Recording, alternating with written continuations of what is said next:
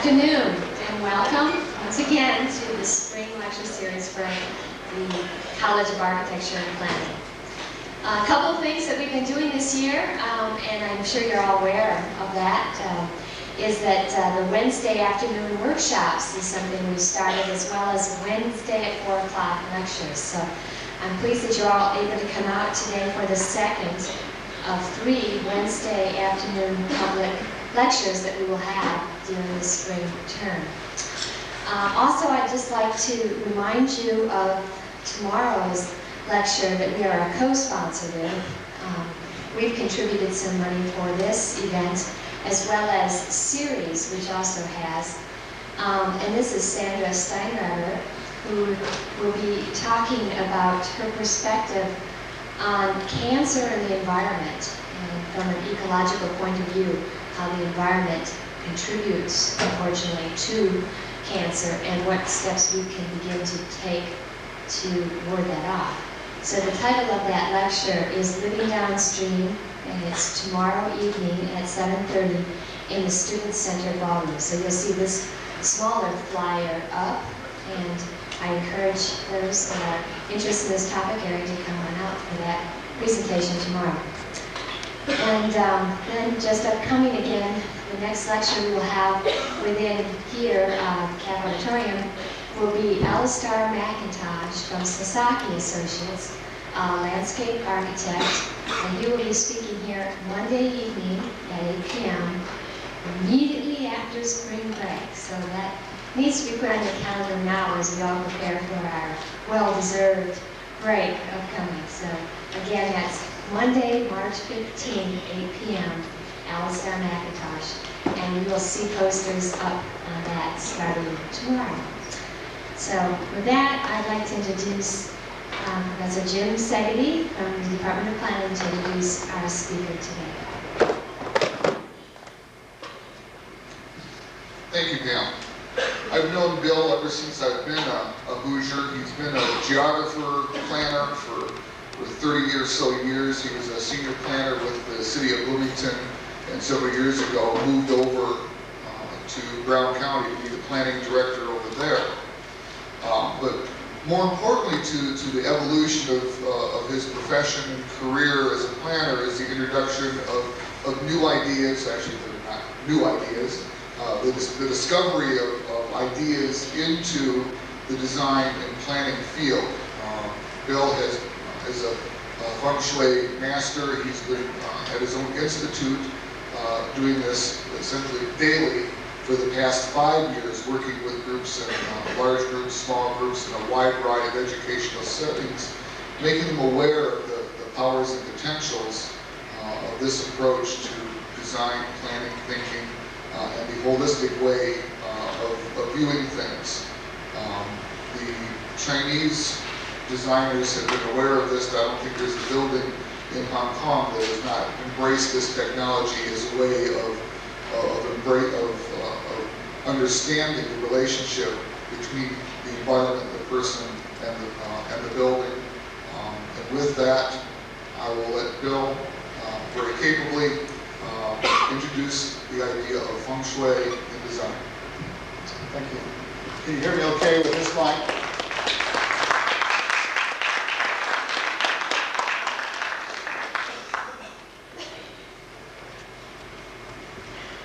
Jim started to say a little bit about this being a new thing, but we're dealing with about 3,000 years.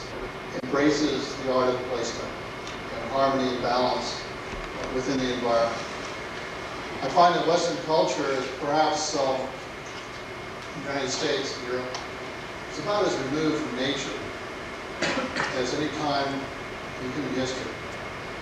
And this is a way of doing almost a loop back, honoring the smooth form, honoring diversity, honoring the spirit, the unseen, the mystical. It's like recapturing our mystical side and bringing it in, particularly as it might support our own psychology. It might support our sense of well-being.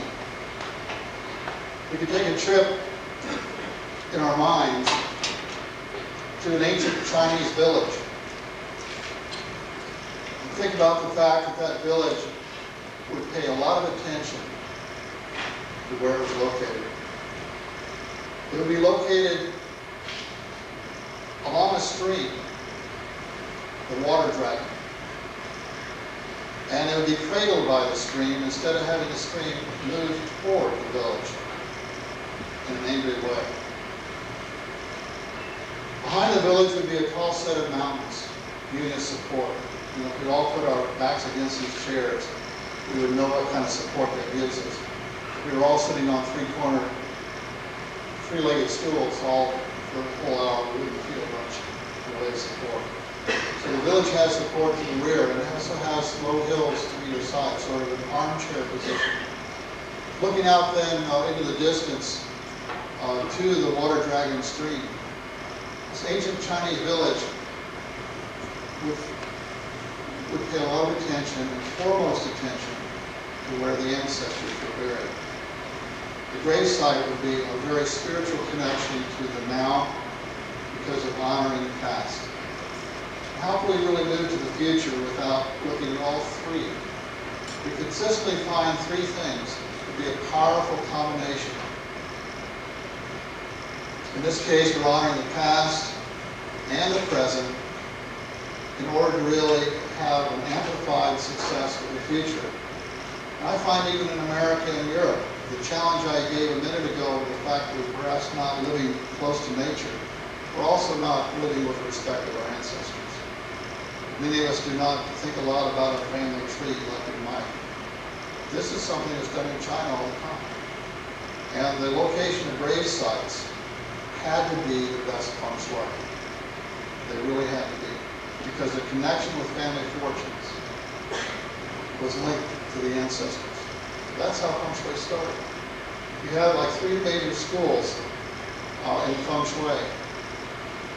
We're dealing with a compass, magical directions, north being the dark turtle energy, Chinese mythology, the fiery south, in this case the red phoenix, the aggressive west, the white tiger energy, and the flying east side, the green dragon, and in the center the snake.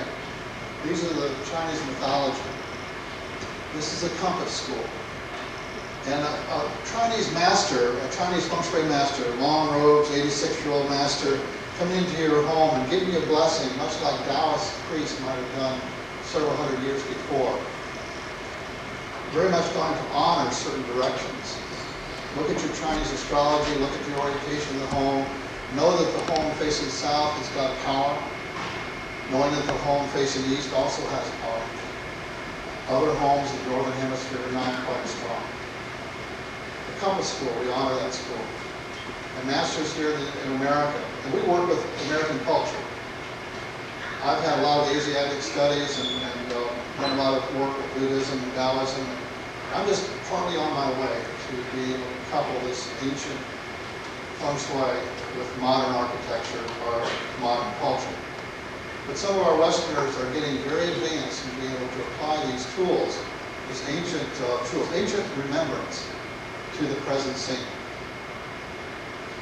That's a compass school. We also have the landform school where the master is looking for objects in the landforms that are particularly fortunate. We like to see a lake near the house that's shaped like a fish because the fish is representative of wealth and abundance. The third school that I really work with is called the Black Cat School. And it has a lot of mysticism attached to it, a lot of strong spiritual ritual, and yet there's a strong mundane aspect to it where we can make sure that the furniture is located in a place where you don't see the backs of people's necks. The dark recesses within a home are rounded by beautiful plants, are lighted in certain ways so they take away that dark corner. And then the pointed corner is softened. Many of your architectural students and really appreciate this.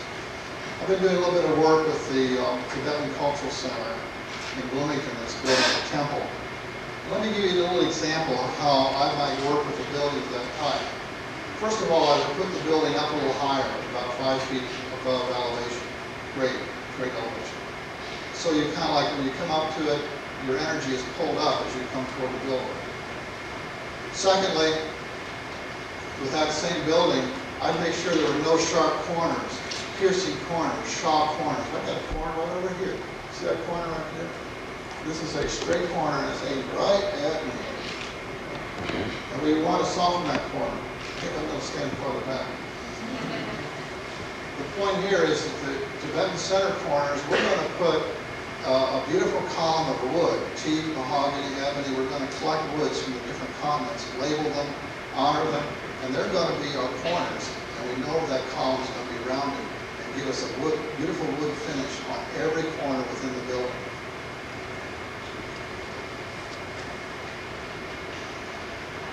In that same Tibetan center, as you walk down the long hallways, we want a recess at the end of the hallway to put a beautiful sculpture lighted, so as you go toward the hallway, you get closer to it, the sculpture grows in size.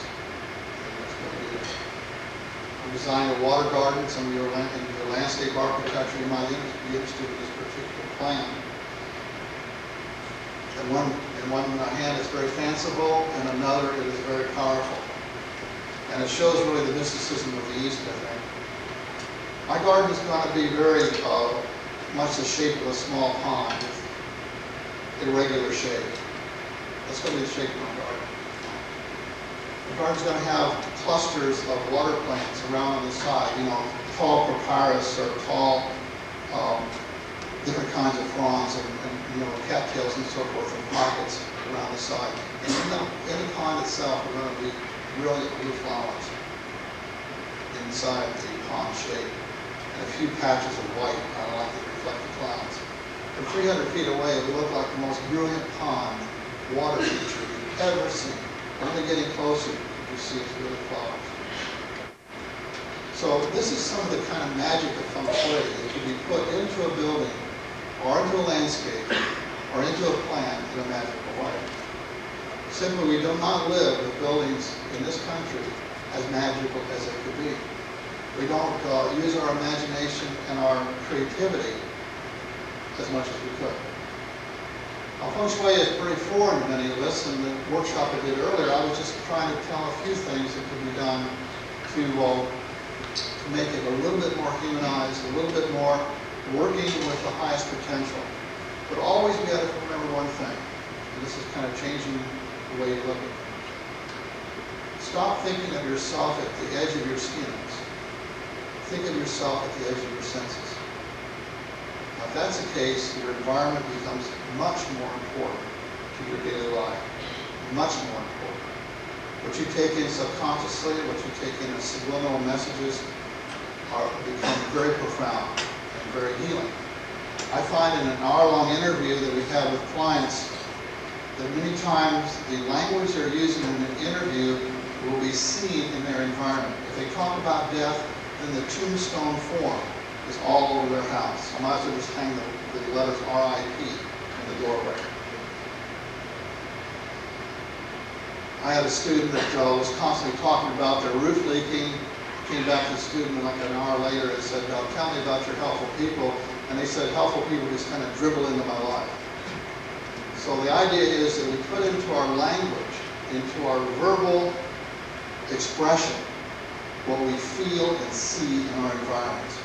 If we do that, we can see that subconscious connection, can't we? So the idea is to make every architecture, and we get committed to this, maybe every plan, city plan, every landscape design, work with a positive psychology, work with something that builds self-esteem, something that builds potential, instead of allowing people to drag from one house to another, the same self-sabotaging behaviors and different kinds of symbols they put in their environment, which are negative.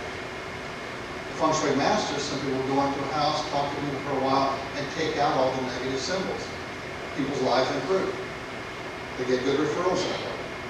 But it's much deeper than that, much more important than that. It's also about living well, living to the highest potential, and making sure that we just do not accept the ordinary anymore. We simply try to build with a great deal of consciousness and a heightened awareness. I brought with me several slides. And I think this will be very illustrative of my points, and then we can take some questions later. I'll try to go through the slides pretty quickly in order to, we'll have time for questions. Now, is this your backyard? I think we take it. You know, we got our gorgeous house, the house of our dreams. You know, high on the hill, near the key line, halfway up the hill, not in the area of the wind damage, and not below the hill where it hit a rock. Our house is halfway up the hill, and our southern exposure is looking down onto this type of water feature. This is a very wonderful natural environment, pretty much not altered by human beings. We need to bring more of that into our consciousness and more of that into our planning. This is a sacred area I was just talking about, the wonderful Tibetan Cultural Center in Bloomington, southwest of Bloomington. This is taken from the back of the property, looking toward the front of the property. Here you find the memorial stupa. Inside that stupa, inside that white building, are 108 million pictures of Buddha. You imagine the people that put those 108 million pictures in, or think about that on a weekly basis or daily basis, get that blessing many-fold over. This is one of my sacred places, to be able to see that wonderful landscape.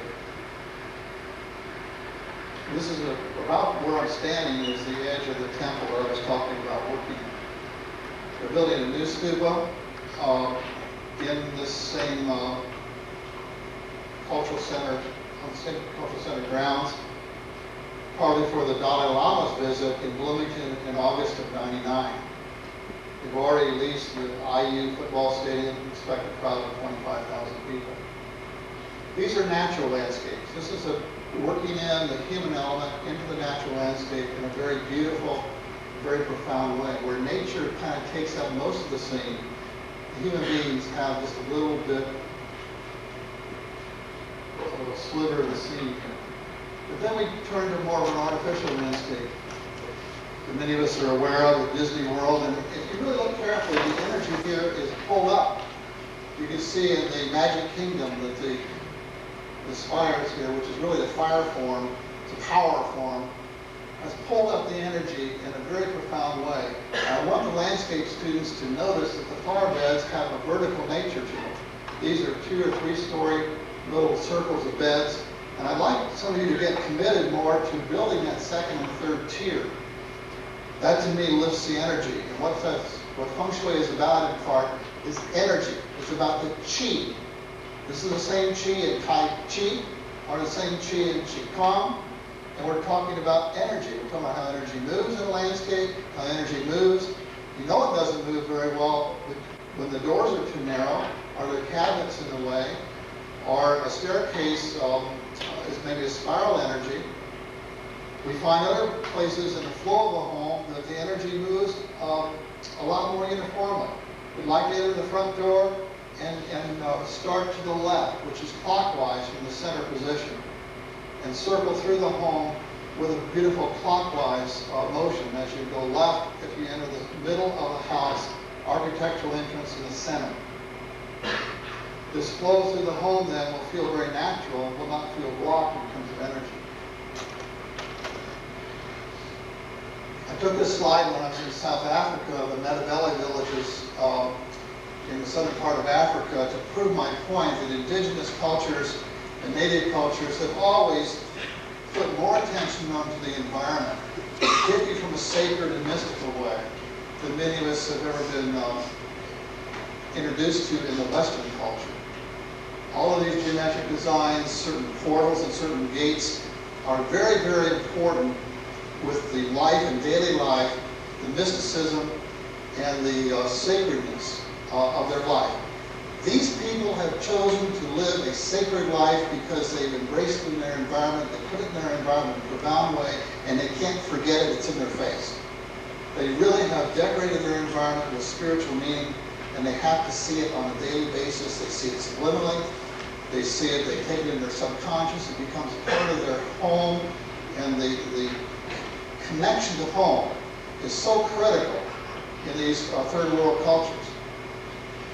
I've been a little critical of the Western way of looking at things, and let me tell you, with as much mobility and moving as we have in Western culture, what is our connection to home anymore?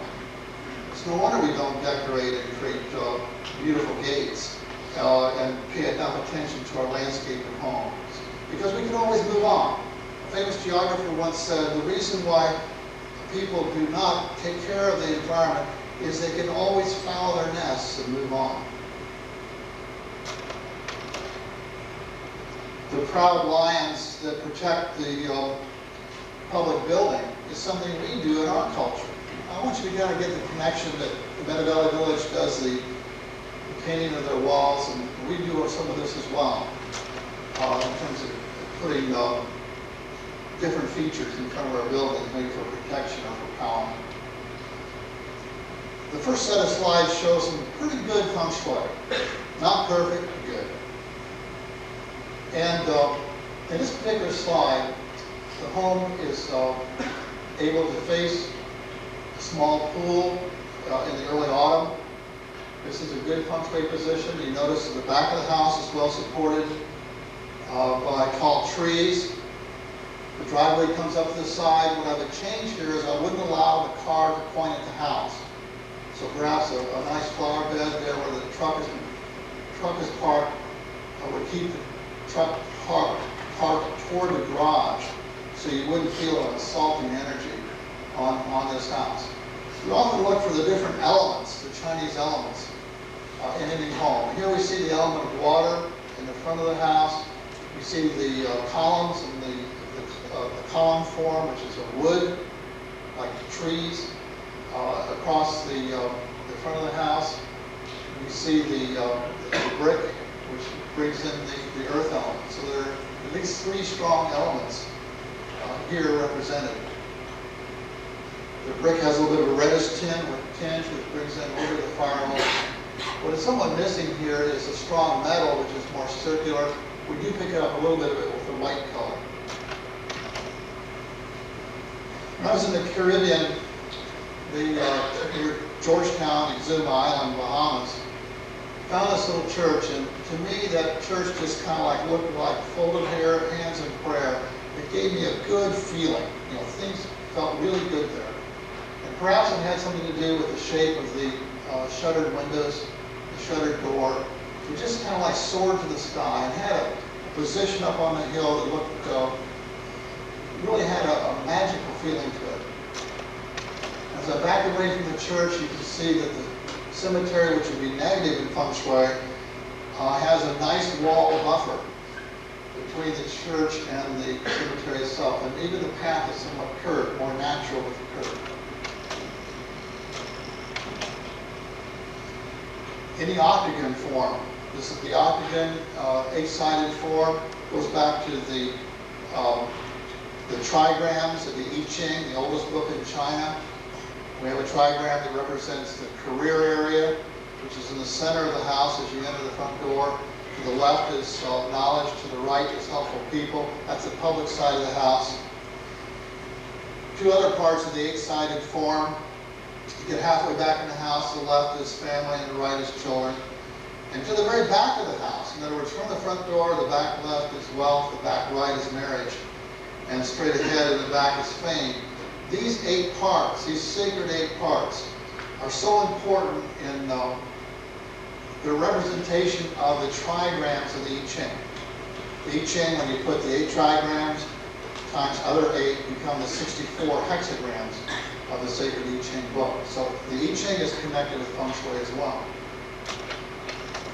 When I lived in this 8-sided house, I've gone back in my own personal history, and I recognize that feng shui has played a role. When I lived in an 8-sided house, for some strange, mystical, fortunate reason, I had excellent luck there. I really grew. I did a lot of landscape painting. I did some extra classes. I did some writing. The family was prosperous, and there was a lot of love in the family. And why I left that forum, I never knew, but I guess I'm on some sort of feng shui research project. And when I think about feng shui research, I went back and realized that a place that I was very unlucky and lost a lot of money, I had essentially in my wealth area a 2-car empty garage. Another time when we had a trust fund behind the family, we had a small addition on the front of the house that was in helpful people. We certainly were getting helped a great deal there. What I'm telling you is that I've gone back through clients' history and my history and realized that our environments reflect often what's happening to us. I think it's 85% correspondence. Most of my work is higher than that. There's a correspondence between how our life is going and how the house is set up. I'm going to kind of whip through a number of fairly positive feng shui slides. And this house in Boston is so tall that the use of green here as a color helps to make us feel like it's growing, and it kind of like works with the height of the building. This doorway here in Nashville, Indiana, is a very proud doorway. It comes out to greet you. It's brilliant metal, almost the look of brass and prosperity. The polished wood and expensive wood. It makes you feel a lot of value when you come into this shop. It's better feng shui. At first glance, you might say, well, this small shopping district here in Boston is dominated by the big black building behind it. But we could also think of that building as more like a mountain behind the shopping center in front. What really helps are several things. One is that the tree coming up off the sidewalk is a straight tree, breaks the line of the building. In feng shui, we don't like a lot of straight lines running through like guillotines or like slicers. So we would use landscaping in order to break the straight lines across. The blue awnings also help to give us a lot of power. We talk about the 5 Chinese elements of wood and water and earth, fire, and metal. And we know that water and metal work together. If you have a metal glass with water in it, you'll create more water on the outside by condensation. Many years ago when I was teaching geography at Butler University, I had my students on an advanced project do a very, very interesting exercise. I told this advanced student to go back into magazines prior to 1940 and look for things geographical. And what they came back with was an article published in 1937 of somebody making a great big metal cylinder, a giant metal cylinder, in order to collect rainwater for their desert home. We're talking about a cylinder that was about 40, 50 feet in diameter. And the article was, let's just build big cylinders and have pure water for our hospitals. Now that's kind of forgotten geography. We were studying, I guess you could say, forgotten geography, going way back and tapping into the history of things. But it shows you here how water and metal work together. So blue and white work pretty well in terms of a color combination. The combination of the elements here, the green and wood, work really well together and support each other in this set of buildings in the Boston street. Here in Nashville, Indiana, one of the things we want to watch with feng shui is the energy moving too fast in a straight line, which is it's essentially energy which is non-natural. When we have the energy moving too quickly, right here, too fast, the way we soften it is by bringing a little bit of the landscaping out into the path. You can see with this, the color combinations here shows a lot of power of the shop, and it just kind of barely comes over the path. It helps you slow yourself down in front of the store, so you're not moving so fast. One of the consultations that I've done is in large supermarkets. And you notice how fast the energy moves down these aisles, these long straight aisles, and sometimes you feel pretty good if they're wide. You don't feel real claustrophobic, but on the other hand, it makes you carry yourself down really in a speedy way. I've seen kids, get up on the fast carts, see how fast they can go. They're essentially expressing the chi down through the aisles. Okay? So halfway down these aisles, from a feng shui standpoint, we'd have a bump out, and we would would be selling maybe bonsai plants in a health food store. We might have another nice feature like selling fountains in another type of store.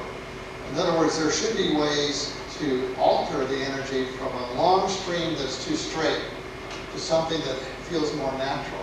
This is what this slide does. And sometimes my students get so enthralled with Feng Shui they go absolutely nutty on it. And I said the best thing to do with your landscaping is make sure that all the corners of your property have some flower beds and some nice treatment. Well, you can see what this student did with my advice and this instruction and working with the corner of her property.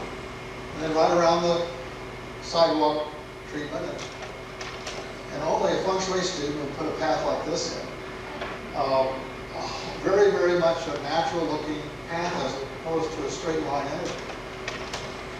In the back left corner of the property, in the wealth area, we talked a long time about what her concept of wealth would be. She said, my wealth is my 3 children. We suggested plant a bush for each child and have each child plant his own. So when she looks back here in a subliminal way, out of the corner of her eye, she takes in the power and the growth of her children and honors them. Feng Shui is very psychological, very mystical. It gets into psychodynamics. It gets into mythology. It also gets into strong treatment of landscape that makes sense because it's so humanized and so based on human spirit. This corner in the wealth area is covered. Then she came over to the marriage area and used pinks for the romance. And I think actually since the wealth area represents water, we might move the bird bath over to the wealth side in terms of standard Feng Shui. But can you see that the 4 corners of her property are really well rounded and covered in beautiful, beautiful landscaping? So one of the kind of features that you could say in quickie Feng Shui would be every major room try to cover the 4 corners in something very, very beautiful. Something that allows the energy to keep moving instead of getting stuck in the corner. You can do the same thing with your lots. Every lot, if you focus on the corners as well.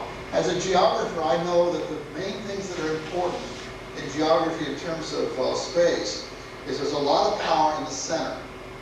And there's a whole lot of power at the edge. When you take the edge to its extreme, the corners are also something you want to pay a lot of attention to. In Nashville, Indiana, we have a lot of floral treatment near our major buildings, and it kind of amplifies the energy and makes people feel good about coming to relax in a place like this. Coming from Kentucky, Main Strassa, this would not nearly be as good a sign if it weren't for the 4 planters down below. Beautiful plants allow for some of the focus around the sign. The 4 are equally balanced, perhaps representing from a Feng Shui standpoint the 4 directions. And the circular form represents wealth.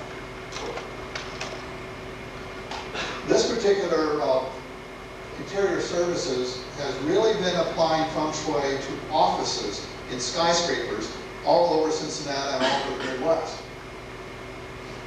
They put in, after they started working with Feng Shui consultants, they're back in their offices designing brand new furnishings for offices so people don't have to be back in the corners with their nose in the corners of these carols anymore.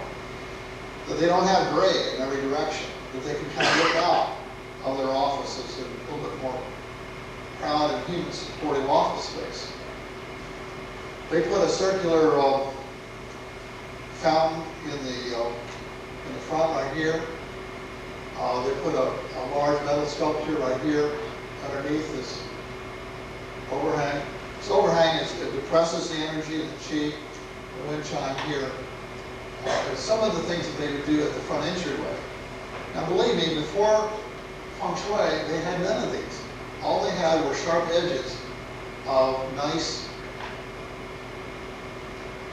entryway in terms of walking up, in terms of quality materials, but it lacked this connection underneath this overhang, and it certainly lacked the majesty and beauty of this fountain. So this is what was added front entryway. I guess if you want a 1-minute Feng Shui treatment, you would really work with the front entryways. And you work with the whole stove area within houses or near the stove. Thirdly, you would work with the master bedroom and the bed area. It's like the ancient Chinese master, when he leaves the home after a treatment, says in a deep voice, new stove, new bed, new door. That's his, thank you, thank you, thank you. Now, think about this. That really is the power behind a lot of Western life. Those three things are really manifested in their highest potential. And everybody in this room can actually study these three areas. Your door, your front door, your master bed area, where you spend a lot of time sleeping, and your stove area, and get those really as effective in terms of functionality and beauty, highest potential that you can get. I mean, if your door doesn't open, your stove doesn't work, and your bread's already collapsed, you've got a problem. Why? Some people have clutter under their bed in great quantity. And do they ever think about what they're sleeping under? Sleeping overarm. It's bad. Okay, this treatment again is in Covington, Kentucky, main Strasser. Some of the features shown here, this is kind of a water feature. The falling of the steps represents water. Squares represent the earth form. The green represents the wood form. The flat represents earth. In this case, the circle represents metal.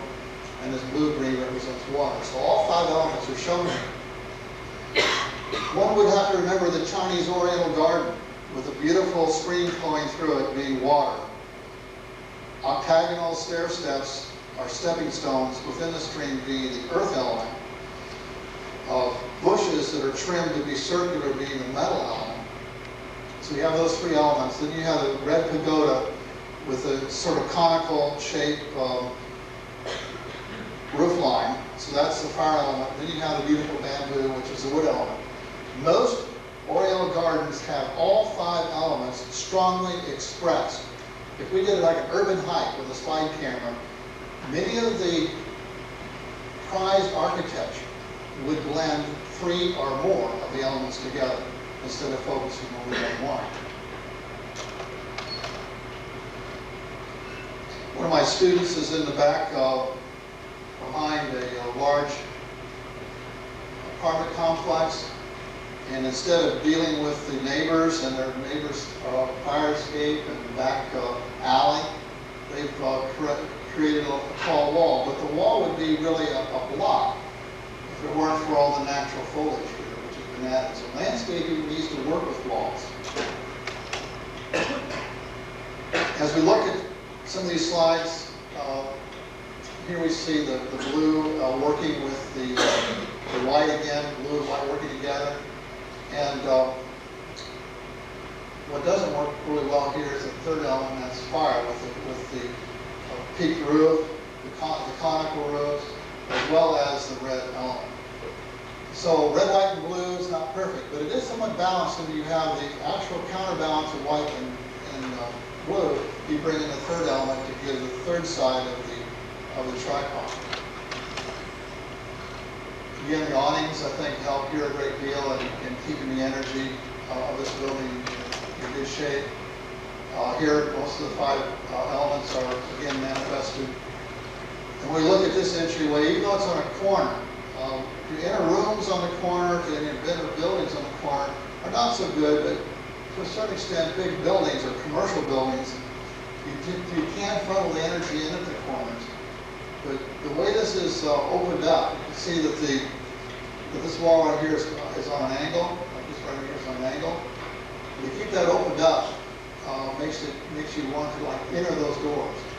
And then this foliage right here helps to buffer the line too. So this is kind of flared outward to greet you. In other words, it's not a solid wall that's going to knife you. When I worked with this center, I really like the octagon pattern up on top, right here, but I would have painted something stronger than the very neutral, very negative white or oriental thought. I would have painted this gold. and improve the quality of their feng shui. Now, in terms of climbing staircase, you can do a lot, with curves here in flower beds and stone. You can see the elevation here is a few feet, like 18 inches in the air. So we pulled up the energy on this corner and curved it. We don't have to deal with straight lines. We can deal with curves. Taking the metal element, which is a real strong metal element, and improving it with nature. I did kind of a meditation one time where I went into the deep forest and lay down in the middle of the spring before the foliage came out. I had little creek on both sides coming down near my feet, so I could hear the water. I could feel the earth underneath my body. So I had those two elements. I was in the woods. And I had the hot sun of the spring day coming down on me. So I had all four elements. What I couldn't find and couldn't find and couldn't find and couldn't find was the metal element until I heard a bulldozer in the background. So I'm thinking that the metal element, if it's too strong in a home or too strong like here along the sidewalk, needs nature. So I certainly would recommend every time you have a mammoth big stone or big metal fireplace in a house that you try to nestle something more natural nearby. So I think this is a nice combination of taking something that's not quite as natural and adding nature in a very profound way. You can see I talked earlier about the Shaw energy, the real strong corner. How this saltbox house is used as tree to give you some protection from that sharp corner. When we look at the buildings, we like to see the different elements. These cars are aimed right at the building as if they were attacking it. But you might notice from a feng shui standpoint, there's good buffering with the landscaping here. This is where your landscaping comes in. How often do you have cars that kind of point at buildings and attack buildings without landscaping in the way? Here's a nice feature with the circles here. I want to encourage all of you to try to use the 5 Chinese elements. Here's the circles coming into their design. This is a nice buffer from the energy flying out these windows. And here, this solid wall is especially near the corner, the sharp corner right here. Your mind goes to this called planting, the ivy climbing up. It gives you a feeling of being uplifted. We walk into our rooms, maybe tonight when you go home, walk into your room and ask yourself, does the energy rise up or does it stay kind of neutral or down? What you might all do is just bring up your paintings a couple inches higher than it used to be. Pull everything up a little bit, pull your lighting up a little bit. Make yourself stand tall. Make yourself kind of bend backward and look at a higher level. Human scale, from a feng shui standpoint, should be just above eye level in terms of pulling your energy up. I like to walk into stores and see a focal point right ahead of me, like fresh cut flowers or something, a little bit above eye level, and I look at 45-degree angles in 2 different directions, and I see something very beautiful within the store, and that gives me a sense of my energy, my chi being pulled upward. Now we often have openings on decks that kind of like with the energy would kind of fly out the opening and go out like that, stream out. Now the way that you can correct that is putting something like a hanging plant, wind chime, hummingbird feeder.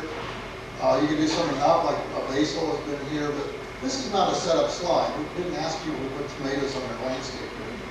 But it effectively helps to change your energy for a big open space. It would be otherwise pretty negative. Now I kind of got a little ahead of myself. I want to go from reasonably good feng shui to something that's not quite as good. Does anybody see the difference in energy between the first 20 slides or so in this particular scene? I think we've dropped the energy a great deal. We need to look for things in the landscape. Even though they might be beautiful, they might also look dangerous. If we went on a science fiction experience and we were on a space flight to another world and we landed and we got off and There were a few buildings with knife points. I think we might want to leave those alone. Now, we don't want to leave this church alone. It's very beautiful, but I'm suggesting we need to be a little careful about the shapes that we show. Woollen, Indiana, many years ago, wanted to put a 16-story building in the middle of town, where the next highest building nearby was 7 stories. And they wanted to put 7 knife points, just like this, on top of the building. That building was eventually pulled out of the plan. It might be interesting for you, some of your planning students, something we did through Jim gave you some credit for creativity. I think this is pretty creative. We did shadow studies of the 16-story building on the computer and found out what kind of shadow would be cast all year long at different times of the day. And we were able to prove objectively to the Planning Commission how much of an effect on the sunshine that building would have. And that had a very strong effect on changing the petition in front of the Planning Commission. So this is kind of sharp, isn't it, from a distance? You see the sharpness? Sort of like this is like having a place with a jagged edge. Buildings that are highly irregular, extremely irregular, look like jagged mountains and would be thought to be poor feng shui. We want smoothness. This is also shy energy. We look up and this is a kind of scene. This is assaulting our senses. Remember I talked about think of yourself not at the edge of your skins, but the edge of your senses? We're taking that into our bodies. This energy is depressed. I kind of joke with some children that this house used to be real tall. It's getting lower and lower and lower and lower. Every year it gets, it sinks in the ground more and more. But it would be interesting from a research standpoint, and feng shui is not a science, it's an art form. It's got these mystical connections, it's got the connections of fortune. You can still learn from it. The value of top students is that you get all this information and you just glean what you can use. It still changes your perspective. And what we're talking about today, what I'm talking about, I'm educating you for your next lesson in this. That's what education is all about. It's for your next lesson. Borders has 34 books on this subject. Maybe in the next year or so you'll tackle one of these books. And you'll be able to handle it better from this introduction. But this is depressed energy. From more of a scientific study, if we found 100 homes like this compared to other homes that were much more where the energy was raised upward, we probably would find a very different way of looking at the planet. Less hidden, higher self-esteem with the prouder houses. Now I like underground houses for their efficiency, but what are they showing to their public side? Can you imagine going into a commercial enterprise where you have that as the front of the building? I mean, it just doesn't work. It pulls the energy down too much.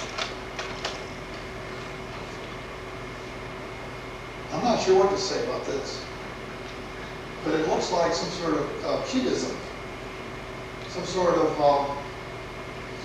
modern art. And this is a very square, almost overdoing the earth element to a great degree, where squares are overdone. Here's your tombstone shape. 6 tombstones and 6 people died in the last 3 years. Anyway. Here it is again. And it's interesting, I talked about the fact that people put into their language what they're living with. I went into a home and during an hour the people mentioned death 7 times and they had, I think, 14 tombstone images in their house. They even collected sculpture in the shape of tombstones. Now wait a minute. Did people go to that house to die? Did they buy these things because that's just what they're honoring? Well, it may be, but most people want to break out of these old patterns. This is called a jailhouse. One thing I mentioned in the workshop is, for goodness sake, become committed to working against the dreadful house design. The house that looks like a jail in front, or the store looks like a jail in the front. A place that looks like a guillotine. You could easily hang a couple of people there on the porch. You don't want that. Work away from that kind of thing. A house that's really jagged and knife-like, tombstone-like. All this is what I call the dreadful landscape. This has to do with the jail effect too, and also it's got a lot of opening in the front of the building to where it feels like some of the building's missing and doesn't have any power anymore. It's lost its wedge. Can you imagine having a cake at the table and pieces taken out of the side of it? That's what this building's done. Now this home, I had an experience with in one of my research projects. It's called Life. Life is a research project. It's what I call a feng shui disaster. For one thing, the garage, assaulted the house. The car just aimed right at the house. So you were living over fumes and old, dirty smell and smelting, lawnmowers, boxes, things like that. Even a youngster came down here too quick and ran under this door and caused about $250 worth of damage. Even the child was attacking the house. Then you go up this little staircase, which is way too small for the size of this 2,700 square foot house. You raise your energy up, go in the front door, and you're right into a closet. The idea here is that you're supposed to be about the height of a normal tall person before you reach the first blocking object within the house. And the closet was about 3 feet away from the entrance. It was right in your face. And actually, your right brain looked at the closet, which is real near. Your left brain went way back in the house, 30 feet away. And so you felt this sense of imbalance, psychological imbalance. Back in the far corner of the house, back in the marriage area, was a fireplace which leaked gas and was explosive. Did any of you ever have a relationship that was explosive? Well, this was literally explosive back there. And since the house had been bought partly on contract or earnest money and wasn't really settled with the owner, nobody could figure who was going to repair the fireplace. So it ended up to be a lot of tile in a little pile. So not only was the relationship perhaps explosive, but it's also a pile of debris for about 3 months. Didn't work. Didn't work in terms of this house. And the lot was very trapezoidal, which tends to create legal problems when you have such an irregular lot. This house was built 3.5 feet over the lot line. That's smart. Supposed to be 24 feet from the next building next door. It's now 13 feet instead of 24. Are there legal issues still in this house? There sure are. Has this house been occupied every day of its life in the last 5 or 6 years? Not at all. It's been occupied very much, maybe only 20% of the time. It's a feng shui nightmare. And if that wasn't bad enough, a 4,200 square foot house went on this side, and on the other side of the house went a 3,500 square foot house. It's 27 and it got squeezed. Now, is that pretty good Shaw energy coming at you right here in this corner? I think it is. Plus, you can't figure out what's about the chi and the energy moving in and out of these holes. Now, I certainly respect, architecture creativity. What I'm saying is, let's heighten our awareness to make sure it doesn't assault us. There may be things we can do with these openings. You see some of the landscaping coming up. There may be things you can hang down that might be a way to correct the energy. The Black Hat School of Feng Shui, we do not want to move walls around and tear things down. We want to put in subtle changes in order to change your memory and change your point of view away from the negative energy. This is one of the most beautiful houses in Bloomington, but part of the problem is that it's a trapezoidal house. It looks like a stealth bomber. The front right and front left, if you go to the front right, you're missing the helpful people area. Front left, you're missing, I have a wedge out of the knowledge area. And the size of this house, being probably close to 5,000 square feet, has way too narrow an entry, and it's way too straight coming in this door. Now, the arch here is a very, very wonderful addition to the whole feature of this house. A friend of mine, John Englehart, in Bloomington, and if you get to Bloomington, you want to find his 7 or 9 houses he's done. He has created houses with art first, house and architecture second. This is really artistry on the landscape. Beautiful, beautiful houses, but perhaps the feng shui could have been improved.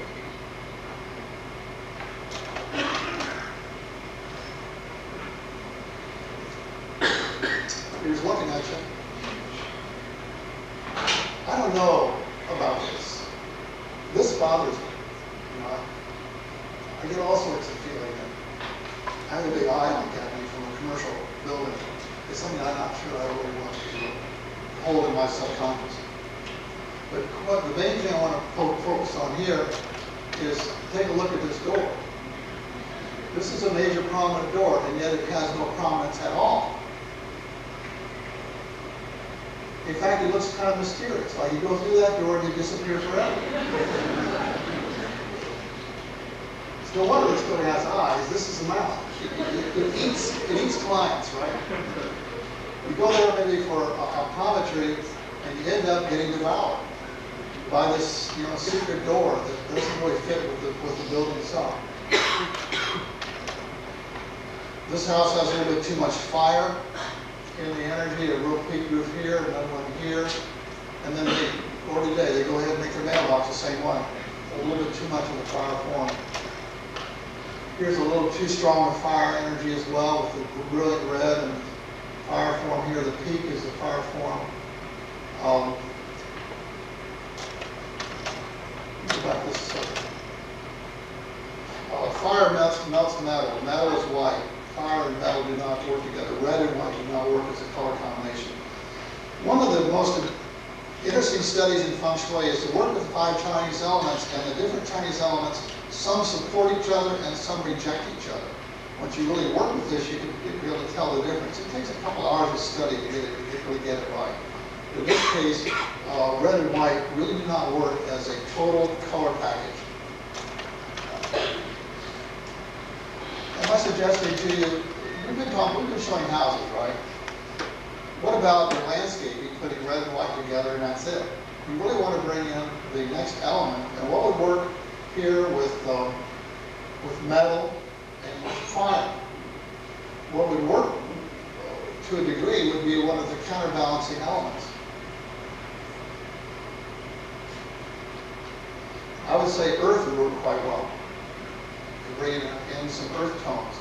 So from a landscaper standpoint, you do red and white, and you also do a lot of rock within a red and white garden. Okay. Let's bring in the third element. This has too strong a metal image, this curve, in front of this home. Here's too much wood. Column here, here, here, here, and here. And then the columns up through here. It's not balanced. Feng Shui emphasizes balance and harmony. People say, I want to make my house even prouder. Is size what I'm after? No, balance is what you're after. Here's an unbalanced situation where this area here looks too heavy to be above this porch. It makes you feel unsteady, unstable. Here's a dominant situation where the White House is dominating this little brown house. Actually, the bushes just about covered the entryway. You had to walk sideways to get to the door. That's not good Feng Shui when you're walking sideways. Here you have a dominant situation where it's a low building here, life insurance office, and this giant parking garage back behind it. Now, has this building been successful? Not at all. The people there are constantly in the newspapers in a negative way. Here you get an imbalance of this house on your left being more dominant than the house on the right. Some missing areas are interesting too. This log cabin is missing the knowledge area, which is the left. Now, how do you correct for that? You could put a light out on this far corner and then fill this whole void with night lighting. You could build, you could put like a major bird feeder or some sort of a flag or something like that on this far corner, or you could build a wall. Sometimes when missing areas like in marriage, I say to people, well, marry somebody that has enough money to build the rest of that house for you. In other words, fill in the missing area totally. This house has a missing area on the right-hand side, which is helpful people, the left-hand side, which is knowledge. But why am I talking about knowledge, helpful people, career? This is how the Chinese set it up over 1,000 years ago. In terms of the public side being the center career, the right side is helpful people, the left side is knowledge. Halfway back, children and family, family to the left, children to the right, and all the way back, wealth to the left, marriage to the right, and fame in the center. This is how the Chinese set it up, and it seems to be reflected in our Western culture in terms of fortune. Again, too much of a strong color. We see the fire form right here. I mentioned earlier that fire and metal, fire melts metal, so white and red do not work together. Pick your pink. There's a little bit extra pink on this house. I really like this slide. This is good old Brown County. I'm really pleased they painted their fence paint as well as their house. It gives me a lot better feng shui slide. But there's got to be a story behind people when they paint their fence the same color as their house when it's this extreme. I kind of like this house too because we can see here there's a real brown roof, and extremely brown shutters, and a brown stone here. It all matches their brown yard. A little bit too much yellow in this house. Now, in terms of regular form, this house would be a pretty difficult house to feng shui because this is probably the original house over here. You can see this has been added on to, and another relative moved in and put on the trolley over here. And so this rambling house has become pretty difficult to assess the history of the house. The feng shui masters really want to know how the history of the house has changed and whether it's held the same energy over the years. This home, I think you can see it. Try not to build houses that are attacked by the streets. This one is right at the end of this cul-de-sac. This would be a better landscaped area and put the house over about 20, 30 feet and angle it slightly. Keep it out of the stream of energy going right at the door. Why would they want headlights all night? Why would they want a drunk on New Year's Eve, coming toward their house? It's scary. It's scary to live in such a situation. I want to say too that roads attack the house. And let me say the one thing about even the White House in Washington. The main street attacks the White House. Okay? And it wasn't until they put all these big cement barriers and made it more of a pedestrian area that some of the power of the White House began to change. And we're not talking about the interior of the Oval Office or behind the Oval Office. We have to do a feng shui related to the present crisis. Here, this does not work, and you can see that this was an attempt to do a nice window treatment with a stained glass, but they didn't cut their front grass very well, and they planted all the grasses. They kind of covering the window. Too much grass. Nice window treatment here, but just too much of a good thing. And let me emphasize here that what we're talking about is not these particular plates in the window. We're talking about houses in a subdivision that are too pushed together and too a jumble. We're talking about landscaping, which uses too many forms too close together. It kind of like overdoes things. So I want you to take this sort of as a metaphor for other kinds of treatments. I talk in my feng shui consultations with my students. I want the long view. So, the 20-foot view, the 30-foot view within houses, we want to have a nice focal point, not a clock. A clock is really a stupid thing to put in our major line of focus, unless you're totally clock oriented. And most people would want to get away from that. A friend of mine they decided to put mirrors all around their front entryway, and now when you walk in, you see 5 of yourself. So you have a whole team of people coming into the house all the time.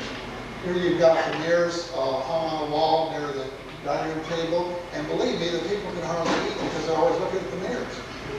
And they're also getting pieces of people. Oh, look at Fred. He's eating his potatoes, but you can also see his ear in one mirror and his nose in another.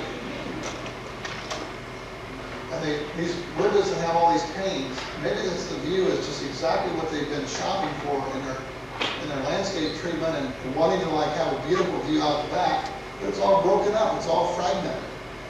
And to take these little dividers out is not impossible. We had a house near Bloomington that we said, hey, why would you want to take your full view, like the pond view?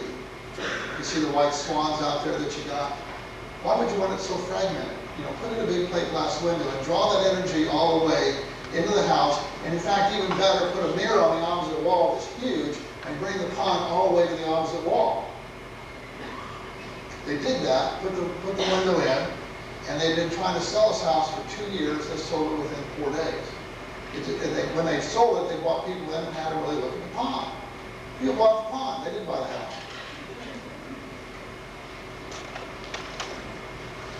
Now, in the back of the home I had recently, I had a step down. But I put down bamboo, which raised my energy up. So I made sure that any low area had tall plants in it. Pull the energy back up. It's good in Feng Shui to make sure there's little symbols that support your energy. Symbols like this might be put like in a relationship area. I think this is one of my last slides. I want to emphasize that throughout the house we need beauty. Throughout the neighborhoods we need beauty. Throughout our communities and cities we need beauty. We need beauty at the end, at the edge of every street. We need beauty at the edge of every lot. We need beauty at every corner, every way we look. We need to be able to see that focal point and feel an uplifting sense of spirit. We need to bring spirit stronger into our environment. When I climbed my stairs to my second story, that was at the head of the stairs. It made my steps lighter. It made me feel like I was pulled up. It made me feel like I was approaching beauty by walking those stairs. I almost enjoy walking those stairs. So if you really take this to heart, and you can enjoy living in certain parts of your community or seeing different scenes, and it's pleasurable to you, it feeds the spirit, then you're practicing Feng Shui on a very practical level. That's the end of the slides. I'm going to get the lights back up, please.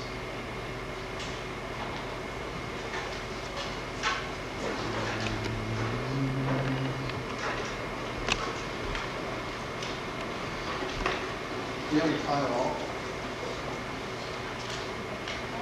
Okay, how much time do we have?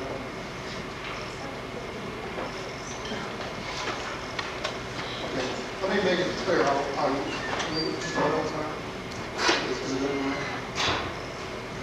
Okay, we're pretty much out of time, but I really, really want you to stay for another 10 minutes because I can get some good questions for yourself. If you have to go, why don't you just like peel out of here right now? If you have to go.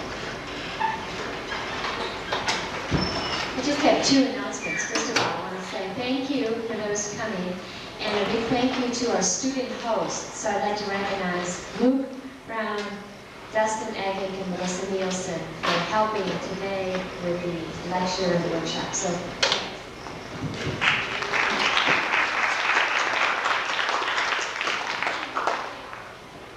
and then secondly, we'd like to present from the College of Architecture and Planning this book to you. And maybe you can find some of the principals here on our campus.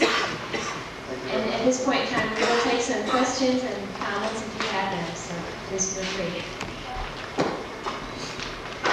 Okay, questions? Yes? I was wondering if you'd ever seen the Delaware County building by any chance. It's where I happen to work. Yeah, I'm not that familiar with it. Want to describe it? Well, it's pretty much violates about every one of the it's big, flat, square. So do you get a feeling that it doesn't feel real good? I think everybody that goes in the building does personally. Okay, let me talk about energy for a second. We've all gone into environments where we didn't feel good. We felt like things were sort of like, or we felt kind of depressed and things like that. And a lot of my work is with energy, kind of make sure things are opened up, we have energy coming back in our face. And I talked in my workshop a little bit about, I went into a fantastic place which showed me energy. I mean, it showed me what I mean by feelings in an environment. It's a 6,000 square foot house. We're doing a master class in Nashville, Wilmington area, the 27th and 28th of March on the weekend. My teacher. And it's very affordable. There'll be some questions around the campus here. You can call me. Luke Brown probably could give you phone numbers and things like that. But we're taking the master class to this house, a 6,000 square foot house. Wow. And one of the wings off the house is a children's wing. I mean, a real children's wing. You go through this little tiny door to get to it inside the house. And the windows are tiny, little really tiny rooms. Little tiny furniture, the little television is miniaturized. Everything's miniaturized. You know, and you can imagine yourself in a room where all the furniture was about 8 times as large as normal, and the ceilings were huge. And you say, what happened? I shrunk. Well, this particular situation, you felt like a child again. And how wonderful it would be. In the book Pattern Language, it talks about trying to create some children's areas, like underneath the staircase, and working, you know, with the energy of the child. And but to me, you couldn't go in there without a different feeling. You had a different feeling in that environment, profoundly different feeling than you'd had all day long. That's what energy is all about. And the more blessed it is, the more spirit supportive it is, the better your life will be. Our offices are sterile. Our shopping centers, with the emphasis on fluorescent lighting and sort of attacking merchandise that attacks you, makes you kind of want to like, get me out of here as fast as I can. And we want stores that invite people and draw people all back. We put mirrors on the back wall to allow the energy to be pulled all the way through the store to the back. We put some of the best features in the back of the store. We do a lot of good direct lighting. One thing about stores that I really like to do is to put about one third of the store on a different level, about 24 inches higher, so you get then a different view as you come around on the inside of the store. And it makes you have a feeling of being uplifted. It's higher within the store. You feel stronger. You just got to stay there longer. Now, in a building like that, you know, public buildings are as sterile as some of our government is. And, you know, you almost could say, well, this building is really pretty unnatural and pretty much out of the flow of human spirit. Well, so is the function. Be it a bank, a mortuary, a government building, a jail. I mean, you know, think of our prisons and jails and what they look like. They really reflect the energy of a prison and jail. And you know, it's sad when we don't have every building supporting our spirit and positive life. It's sad we have jails. It's sad we have governments that are sterile. Or I'd say not. Jails. Pardon? I said the sad thing is our jail is much nicer. Yeah, you should check out the jail in Columbus, Indiana. It's quite a feature. But in that case, it may have a function, but the facade still supports the spirit of the people passing by.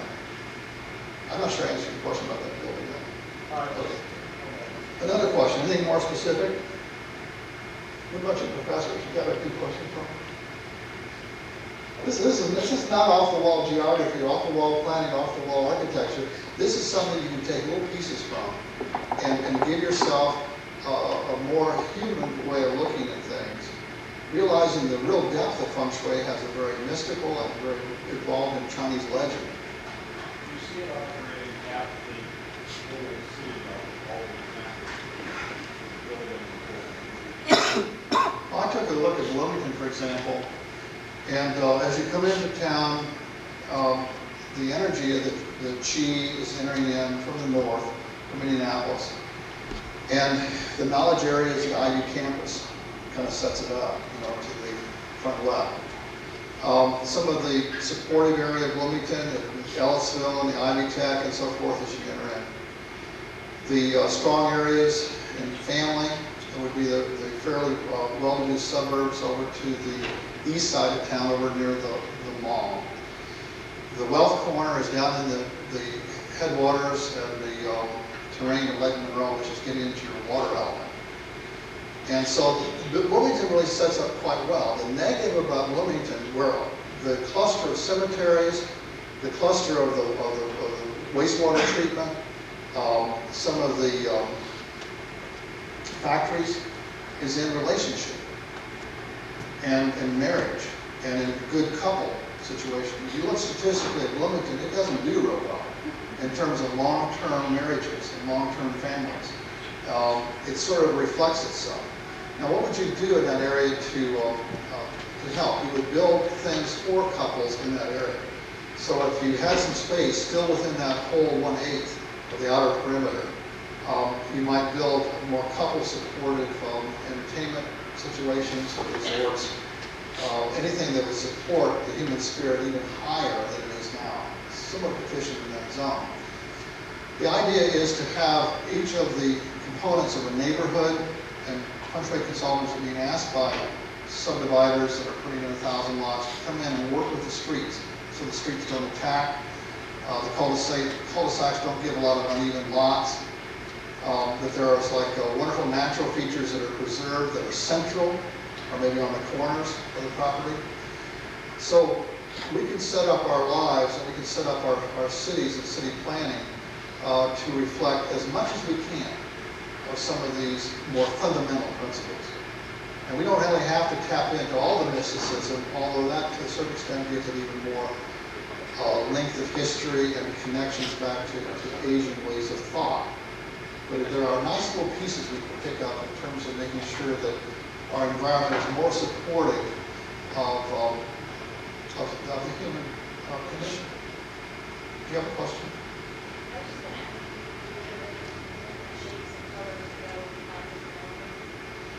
Okay, you have the 5 elements, like wood would be anything that would be a green color or anything representing that, even close to that.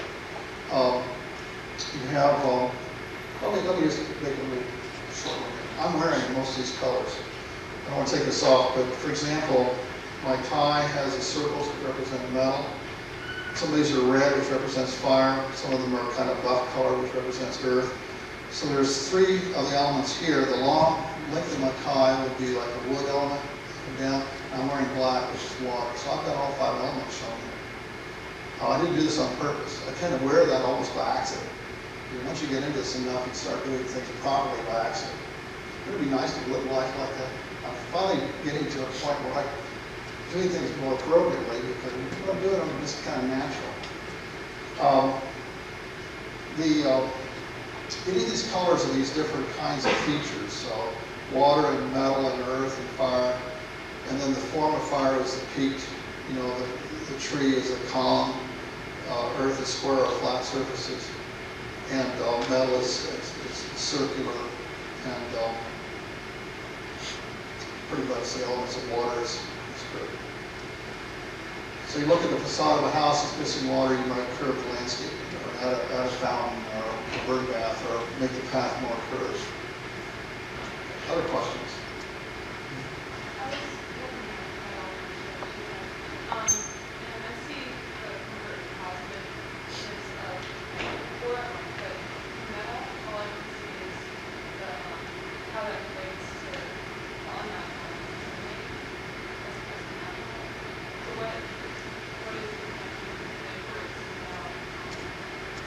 I gave this connection, in my meditation, and we like to put natural features with metal. People have a propensity for certain elements. I have a little quiz I use from a psychodynamic standpoint, and if they come up low on my numbers, then they tend to really want to pull a lot of metal into their life. You probably come up low on water because you're wearing so much blue. You pull it into your life. You really do. I'm probably a little bit low on earth because I have some earth tones somewhere. This young man was low on metal. We kind of knew this walking up to his yard. He had a metal sculpture in the backyard, and he had a lot of things around his house. And then we opened the door, and he collects metal toys. That's not enough. He'd gone to hotels and gotten those metal grates out of the registers and put them all over his walls. He had big metal fireplaces. It was metal. So all these different elements sometimes are brought very strongly into our environment because from a psychological standpoint, you need it. And you want to build with that element. There's ways to kind of test that out. I'm not sure I can go any further than saying to add nature to that. And we have questions about the Chinese elements. This is going back well over 1,000 years in terms of topic, position, pattern. And that to me seems to be the least natural. Sometimes we ask, well, where's air in all this? Feng Shui means wind and water. And so wind and water are very omnipresent. I've done some interesting study. You read through the Bible, for every mention of wind, which represents spirit in much of the Bible. Water, perseverance, persevere to get through, and to overcome.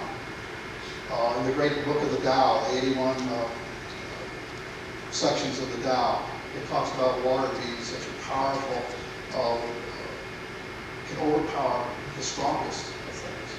And so Feng Shui, the study of wind and water, means the study of omnipresent elements.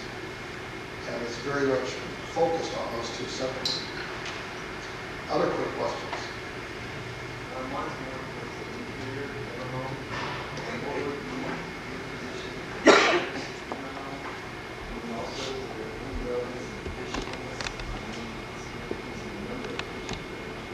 Okay, good.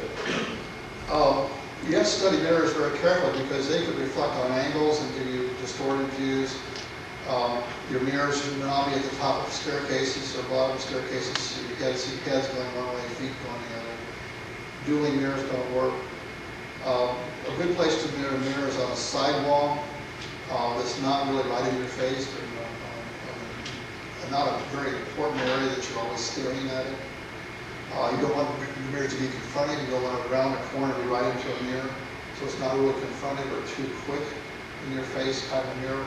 We want mirrors to be solid surfaces and large, so they can get a complete form. We don't want old mirrors that are tarnished and kind of like really the silver of the mirror is gone, so it represents an age of decay. And we don't want that. In terms of fish tanks, the best places would be a career in the wealth area, particularly in the wealth area. In a store, you put it near the cash register. 9 fish would be the best. 9 golden fish would be the best. Occasionally they'll put 8 golden and 1 black. The reason for this is that the sacred Tao symbol, if you look at it very carefully, has all this white on one side and all the black on the other side with this wonderful curved line, very natural line in between. Sometimes we talk about walk the path between the two sides of the Tao, that's your path. But in the middle of the white is a black dot. It shows the black emerging through the white. In the middle of the opposite color, you have the opposite color of a small dot coming through in its existence. So you always have a little bit of the other in the situation you're talking about. In every aspect of change, you have something new coming in. And in the case of the fish tank, you put in a black fish with 8 golden ones, represents the Tao. It represents the one black is coming in to eventually, in the cycle of life, turn the whole fish tank into black fish. And then what will happen? You'll have 8 black fish and 1 golden fish. If you live your life metaphysically as this principle, that not everything is always dark and always has a spot of light. Not everything is always dark, always light, has a spot of light. And then that spot of dark is growing, the spot of light is growing. So change is constant. So really the important metaphysical point to have would be on walking on the path between the two extremes. And recognizing the beauty and the importance and the grace of change. Other questions? Yes?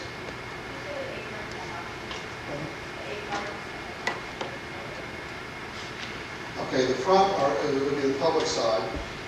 This would be the front of a room. So the way this room sets up is kind of strange. This wall over on this side looks like it's got 3 doors here. These 2 doors here. 3 doors. But here you've got a number of doors. So you're coming in through the center. So if that was the front wall of a home, coming through the rear, therefore the left would be knowledge, this would be helpful people. Walk up the middle of the house, you've got health in the center. So you've got a really messed up center, you probably messed up health, according to Feng Shui. Children to the right, family to the left, and then this back wall becomes important because it's a private side of this room. Okay? This is the power side of this room. We were setting up CEO offices and major offices, we put them away from the doors. They don't want the hit of energy in the doors. The center is Feng. This is where you hang your, like a big office setting. This is where you would hang your awards and your logos of your business. The CEO would be maybe over here at relationships, or maybe your office manager would be in relationships, marriage, and then your accounting and financial will be back in wealth. If you have a big business, and during an interview you find out the person that has the office in wealth, can't handle money at all, then it's a good chance that they'll damage the business if they move into that office. That their energy will be in the wrong area and will actually influence the business in a very negative way. And we're working with some pretty major firms that when we point this out and they actually apply it, then they really begin to see some changes that they didn't expect. Other questions? Anybody came into something more practical? We've been dealing with some metaphysical stuff, practical treatments of houses or architecture or landscape or whatever. Anything quick? Yes. I noticed in several of the slides we have the first garden line around the corner, but there was also a small tree right in the corner. Is that a common idea for the tree right in the corner? Well, you want the landscaping as much to accentuate the corners. Just like I said, the power of geography is the center, the outer perimeter, and the corner. So all three places are power points. And then you do your connections between, from all the radii. So you think of like a state of Indiana, Indianapolis in the center, then the corners are very important. Evansville and the region. Possibly the northeast corner is not as strong. Right at the corner. But Fort Wayne sort of helps hold that corner. Okay. Well, thank you very much for all your attention. I appreciate it.